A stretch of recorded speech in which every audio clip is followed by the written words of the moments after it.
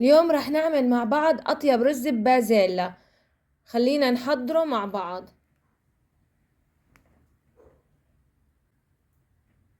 تحضير الرز ببازيلا: عندي 300 جرام لحمة مفرومة، حطيتهم بطنجرة على نار عالية، وحطيت لهم نصف معلقة فلفل أسود وربع معلقة قرفة، ورح اتركهم يتقلوا من غير إضافة أي زيت من الزيوت، بيتقلوا هيك لحالهم. بس يتقلوا بنرجع بنشوف شو رح نعمل. الله هيك تقلوا. هلا بقى بضيف لهم ربع ملعقة ملح وبقلبهم وبشيلهم على جنب. طنجرة ضفت 3 ملاعق زيت نباتي بهي الملعقة، يعني ما يعادل 6 بملعقة الطعام، وضفت عليهم نص كيلو بازيلا غسلتها كتير منيح ونشفتها من المي وضفتها فوق الزيت. راح اقلبهم بالزيت كتير منيح وضيف لهم ملعقة طعام ملح. الفلفل ما هلا بضيفه، لما بدي اضيف الرز. هلا بس بضيف الملح. راح اقلب البازيلا بالزيت وضفت لهم رشة سكر. السكر بتسرع من عملية استواء البازيلا. بقلبهم هلا كتير منيح بالزيت، بعدين بضيف المي المغلية. في هون 200 جرام لوز مقشر، حطيت لهم ملعقتين طعام زيت نباتي، وراح حمصهم لحتى هيك يصير لونهم على زهري.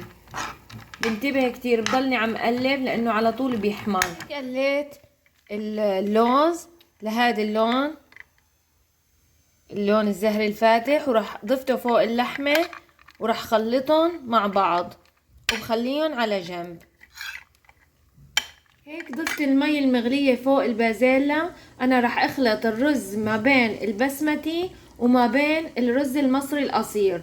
راح ضيف لكل كاسة رز بسمتي كاستين مي، وللرز القصير كاسة ونص مي، واترك البازيلا لمدة ربع ساعة هيك يستووا نصف استواء. البازيلا بخليها على العالي، ما بنوص عليها.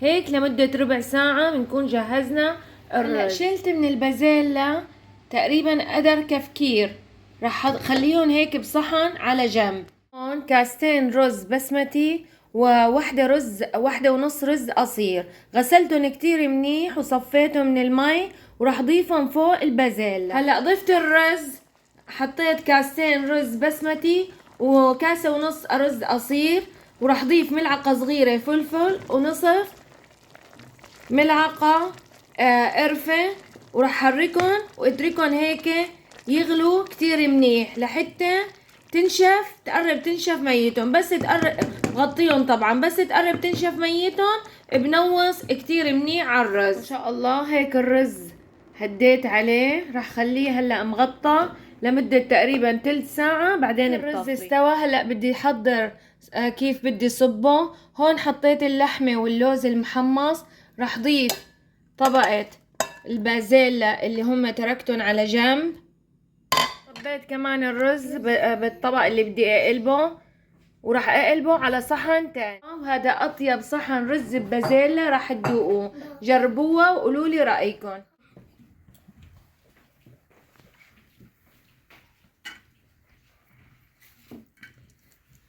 ديليسيس.